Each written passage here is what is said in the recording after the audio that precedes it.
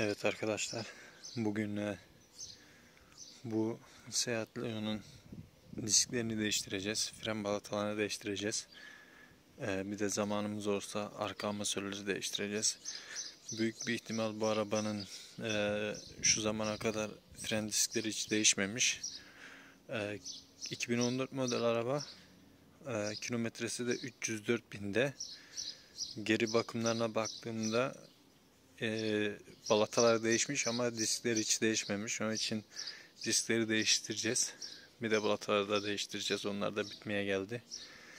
Bir de arka teker çok düzensiz bir şekilde yiyordu. Teker yani zikzak şekilde hıkıp diyorlar. Onun için bu arka tekerin amortisörü galiba bozuk. Tamirciler öyle diyor. Bakalım. Şöyle göstereyim. Burada tekeri gördüğünüz gibi böylemesine hep yemiş tekeri. Şuradan böyle yemiş.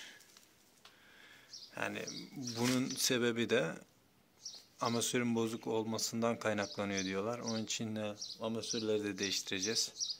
Zaten arabaya baktığımızda belki fark ediyorsunuzdur. Arabanın sol tarafı biraz aşağıda sanki duruyor. Yani 2 tane de amortisör aldık. Amortisörleri de zamanımız olursa onları da değiştireceğiz. Arabanın arka tarafında bijon kapaklarını açmak için şöyle bir, bu değildi pardon, şöyle bir alet var.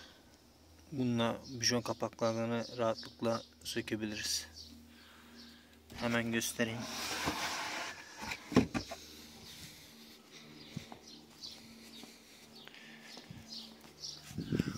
Bunların içinde kapak oluyor. Yani tekeri sökmek için ilk önce bu kapakları sökmek lazım. Gördüğünüz gibi.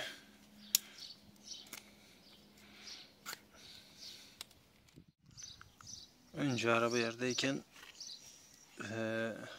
bu bijonları gevşetmek lazım. Öteki türlü gevşetmesi, kirkoya kaldırdığımızda gevşetmesi ya da sökmesi biraz zor olacaktır. Hatta imkansız olacaktır. Onun için bijonları biraz gevşetip kirkoyu altına koyup sonra bijonları sökmemiz lazım. Evet. Kirkoyu tam bu kirik yerinden vurdum. Yukarı kaldırdık. Teker de yukarı kalktı. Ve şimdi tekeri kolaylıkla sökebiliriz. Evet, tekerimizi çıkardık. Şuradan tam iyi görünmüyor galiba. Balata değil de disk. Şimdi biraz gözüküyor. Disk bayağı gitmiş. Gerçekten orijinalleri hala içindeymiş. Balatalar da tam iyi görünmüyor ama onlar da hemen hemen yarının bayağı altında.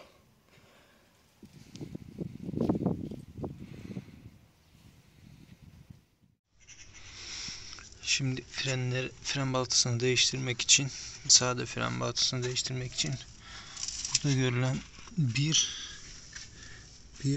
de bu alttaki vidaları sökmek lazım.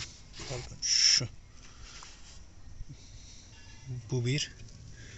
Bu iki. Bunu söktük mü? Bunu söküp fren balatalarını çıkartıp yerine takabiliriz.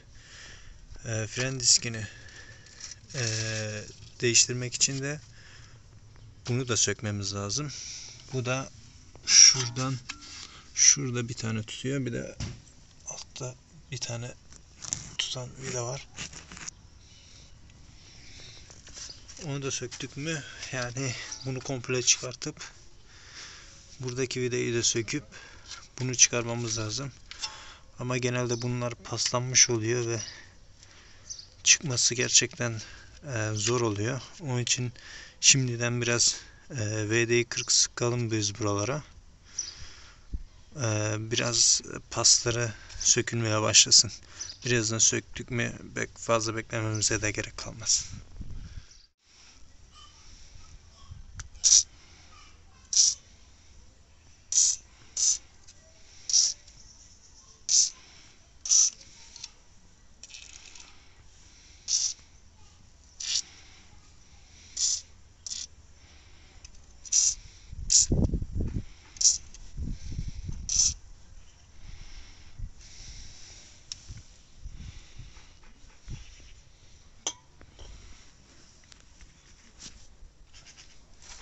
Sonra da bunları söküyoruz. Evet, bunu sökerken bu vidada dönmeye başladı somun. Onun için bunu da şöyle bir tası yardımıyla, kurbağacık yardımıyla onu da hallettik. Tuttuk. Böyle aşağı doğru açılıyor. Bilginize.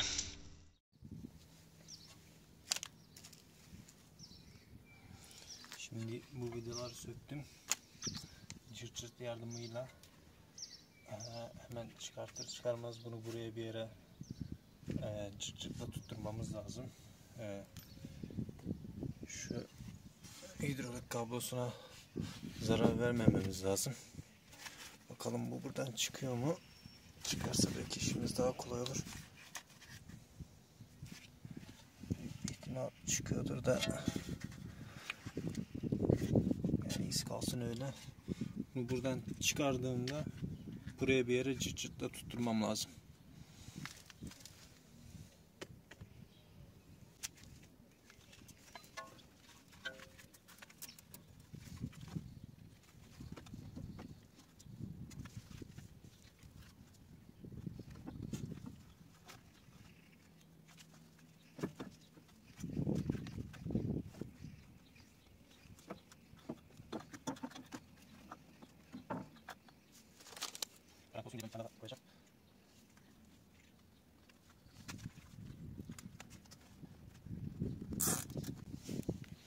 Evet.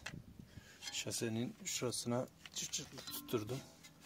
Kablo da şu an hortuma bir şey yapmıyor, yani hortuma yüklenmiyor. Şimdi söktük.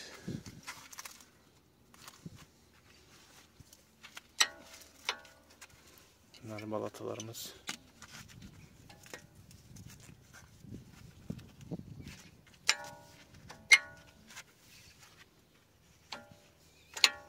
Tornavida almam lazım. Tornavida ile çıkarmam lazım. Evet, aldığım malzemeler boş. Fren diskleri aldım. Bir de ABS marka fren aldım. Fren balataları. Bunlar biraz değişik. Bunlara göre. Zaten bunlar iki çeşit oluyor. Ya şuralardan şurayı tutuyor ya da bu arkadaki kancalardan bu silindirin içine giriyor ya da bu öteki yere, yatağına tam oturuyor. Plakayı numarasını girip de aldım. Bunlar çıktı. Bunlar da doğrudur, yani orijinal parçalara yakın parçalar. Bunların bir tanesinde fren bitti mi onun şeyini veriyor.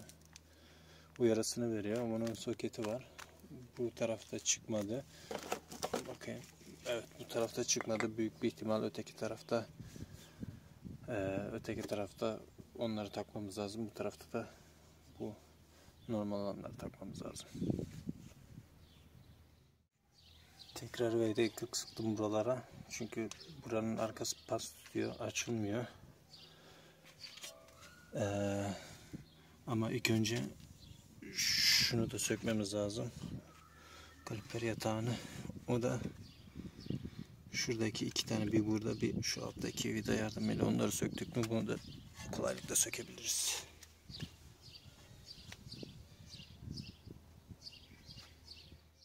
Arkadaşlar, bu iki vida tahmin ettiğimden de zor sökülüyor.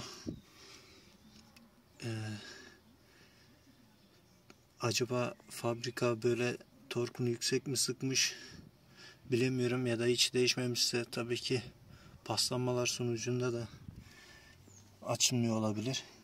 Şu alttaki vidayı söktüm. Şunu söktüm. Bunu nasıl söktüm? Şunun yardımıyla, bu kirkonun demiri. Şunu göstereyim. Kirkonun demiri. Şunu da şunun içine koydum.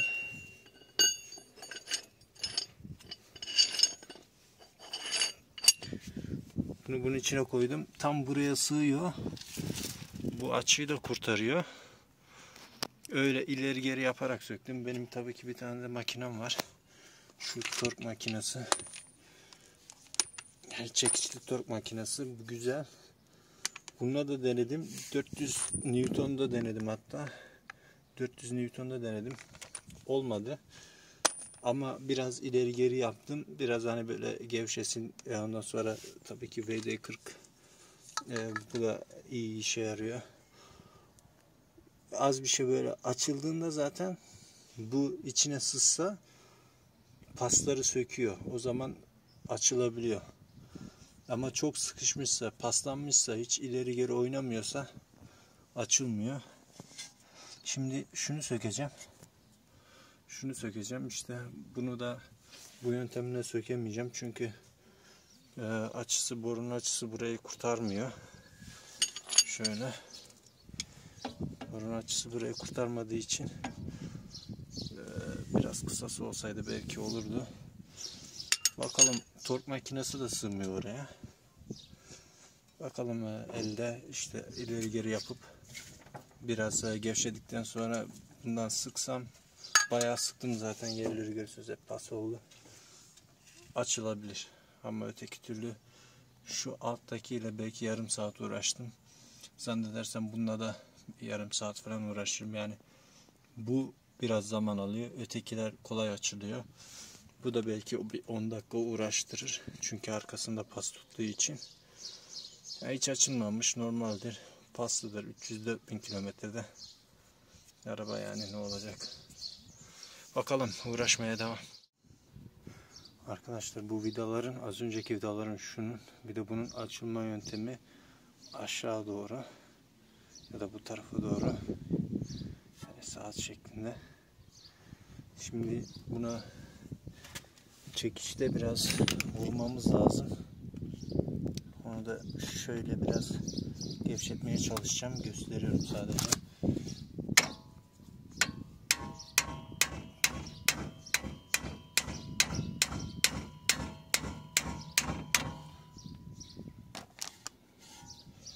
Biraz gevşedikten sonra yine VD40 sürerek, işte az bir şey gevşirse, VD40 içine girse sorun değil, açılıyor kolay, ama işte çok sıkılmış, pas tutmuş, hiçbir yerden VD40 içine girmediği için açılmıyor, uğraştırıyor bu biraz işte insanı. Tamirciler de böyle uğraşacak, yani onlar da başka bir yöntemleri var mı yok mu bilmiyorum da, bazıları ısıtarak yapıyor. Uğraşıyor, onlar da uğraşıyor. Evet arkadaşlar, bunu da açtım. Yani bu ikisini en azından bir 40 dakika falan uğraşmışımdır. Ben VD40'ı sıkarken şöyle göstereyim. Vidanın başına sıkıyorum. Bu orta yere sıkıyorum. Bir de şurada vida biraz dışarı çıkmış oluyor. Tam görünmüyor da, tam yani şuranın arasında. Bir de buradan böyle içeri doğru sıkıyorum. Yani olabildiğince VD40'ı içine sokmaya çalışıyorum. Eğer girerse işimiz daha kolaylaşıyor açıkçası. Evet, çıkardığım vidaları görüyorsunuz. Gerçekten buralar hep pas tutmuş. Arkaları da öyle. Şimdilik bunu da buradan çıkardım. Şuradan içi biraz da temiz gözüküyor. Bunlara VD40 sıkıp kutunun içine koyacağım. Biraz pasları gevşesin bunların. Şimdilik de bunu çıkaracağız. Şu vidayı çıkardık mı bu diş çıkacak. Aslında kolay çıkması lazım da bu da arkasında pas olduğu için kolay çıkmayacaktır. Bunda da sağına soluna vurarak biraz işte şu aralardan VD40 içeri girdi mi o zaman kolay çıkacaktır. Deneyelim, görelim. Bunlar 21 açıyor bunları. Bu ötekilerini de 13 açıyordu. Arkadaşlar şimdi yine VD40 sıktım. Şimdi buradan torks'la bunu açmaya çalışacağım. Bu da çok tehlikeli aslında. Yavaş yavaş sökmemiz lazım ki diş atmasın. Evet. Çıktı güzel.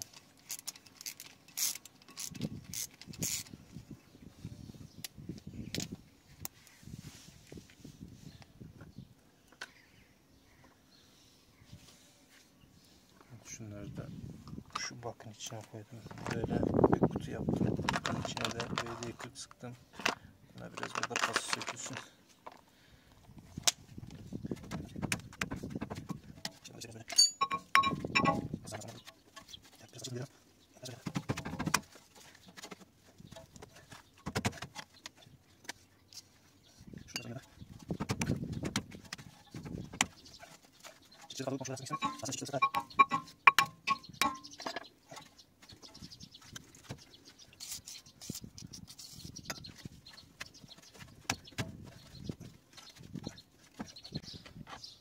Bundan sonra videoyu böyle devam edeceğim.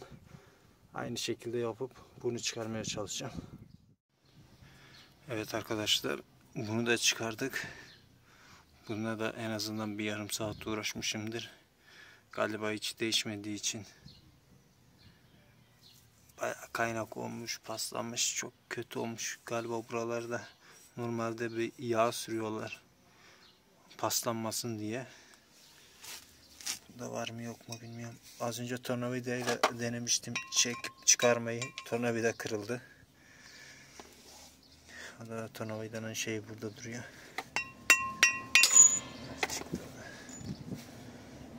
Ondan sonra burada görüyorsunuz zaten bayağı paslanmış. İşte bunlar yapıştığı için çıkmıyor. Normalde hiçbir şey tutmuyor. Bir tane vida tutuyor şurada. Küçük bir vida tutuyor. Zaten bijonlar tutuyor. Ama işte paslı olunca çıkmıyor. Bakın şöyle galiba hiç değişmemiş.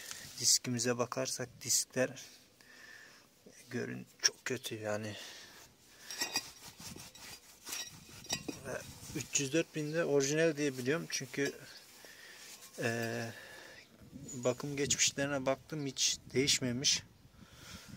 Şuradan zaten görebiliyorsunuz. Şuradan zaten böyle aşağı doğru böyle diş atlıyor. Zaten şuradan da bir tırnaktan bayağı yani aşağı yukarı 2 milim falan böyle yemiş. İşte bunlar zamanda değişmedi mi ya ses yapıyor ya da işte bunlar şuralardan iyice yiyor. Sıcakta çatlayabiliyor. Şöyle çevirelim. Ön taraflardan da aynı şekilde. Zaten frenin bastığı yerler belli. Çok tırtıklı buralar. Ya tırtıklı dediysem böyle gidiyor. Şuralar zaten belli oluyordur. Yani şöyle göstereyim.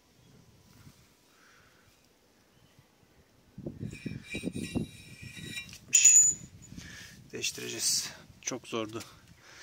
Yani paslı olduğu için aşağı yukarı bir yani 2 saatimi aldı herhalde. 2 saatimi 3 saatimi aldı. Burayı değiştiririm. Bir dahakine de öteki yeri değiştiririm. Bakalım şimdi biraz buraları silelim. Tel fırçayla güzelce temizleyelim. Yine şeyimizi sıkalım. Pas sökücümüzü sıkalım VD40'ımızı. Ondan sonra takalım her şeye geri.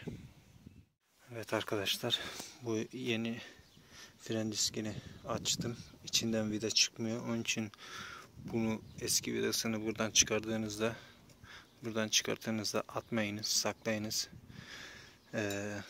Bunda çıkmadı. Belki bazılarında çıkıyordur, bilmiyorum.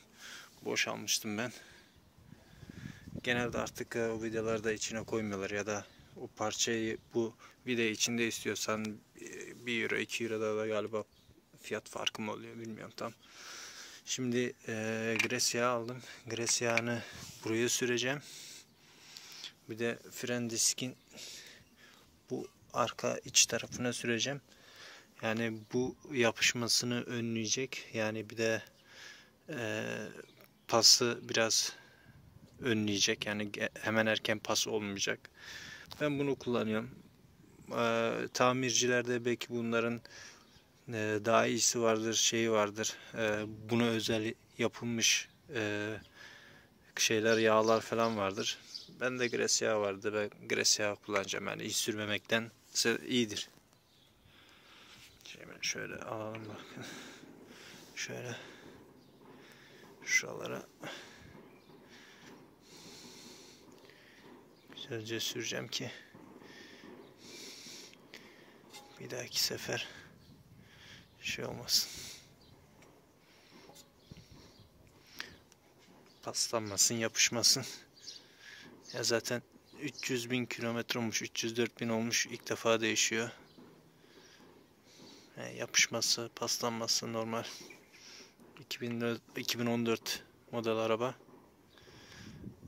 Yani 10 senelik. Zaten bu yenisini taksan, eğer kaliteli bir şey taksan, bu da aşağı yukarı bir o kadar götür gibime geliyor yani.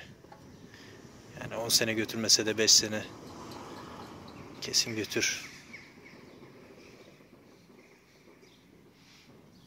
Şöyle kenarlarına, şu kenarları çok kötü yapışıyor.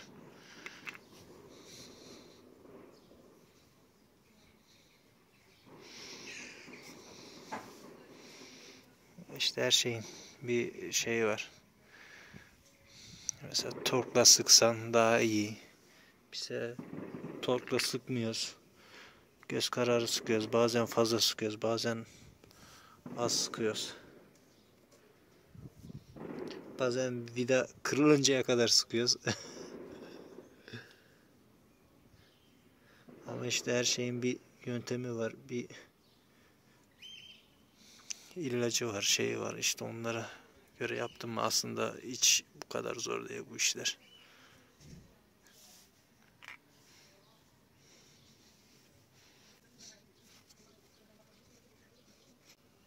Bizim belki bunu çıkarmak için daha kolay bir malzemeler vardır. Buna özel yapılmış malzemeler vardır. Bizde o yok.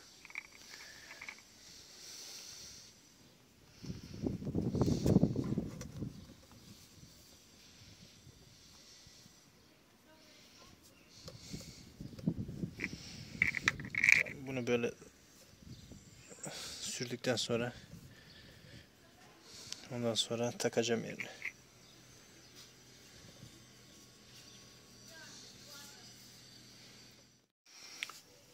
Evet, vidayı taktım buraya. Bu buraya oldu. Zaten bir vida tutuyor, başka bir şey tutmuyor.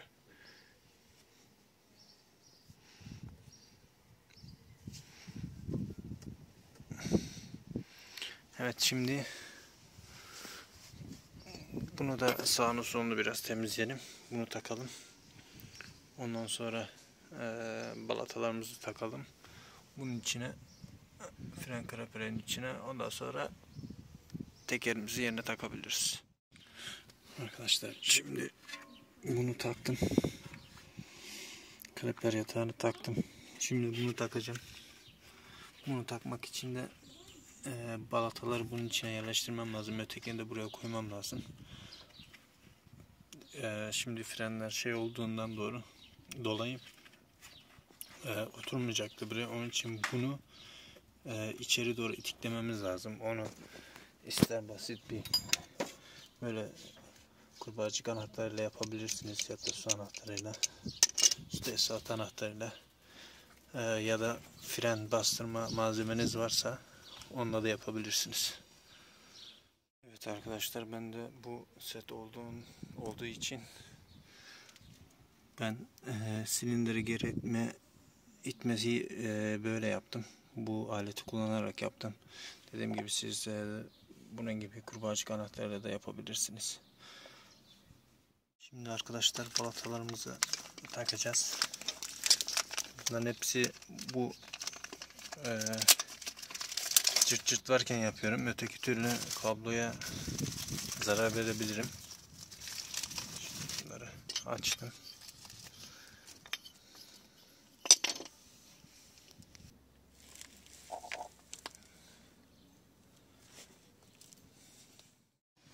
Evet arkadaşlar, frenler yanlış almışık. Bakın. Bunların oturacağı yerle bunun oturacağı yer çok farklı. İnternette bakmıştım. Bunu gösteriyordu orijinalde parçası olarak ama olmadı. Bunu mecburen değiştirmem lazım. Eskilerini takacağım. Hiç değilse fren diskini değiştirdik. Bu frenleri geri takacağım. Yenisi geldiğinde takarım. O zaman da video çekmem büyük bir ihtimal. Bunun takması da aynı şekilde işte söktüğümüz gibi bunu takacağız. Ondan sonra bunu takacağız. Bu yerlerini oturtacağız buralara. Ondan sonra frenize taktık mı bunu bitmiş olacak.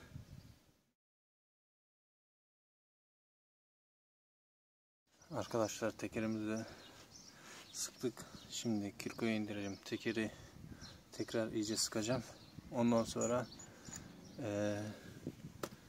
frenleri pompalayacağız. Pompalamadan binmeyin. Çünkü tutmayabilir frenler. Çünkü o silindiri içine bastırdığımız için orada bir boşluk oluştu. Onun için pompalamamız lazım. Ne yazık ki frenler olmadı. Aldığım frenler bunlara uyumlu değilmiş. Onları değiştireceğim. Sade frenleri değiştirmem gerekecek. Yani balataları. Şimdilik bu kadar. Bu işlemin aynısını öteki tarafa da yapabilirsiniz. Ben bu tarafa yaptım. Öteki tarafa da yapacağım.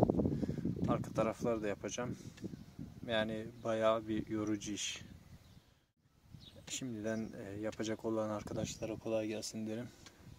Sağlıcakla kalın.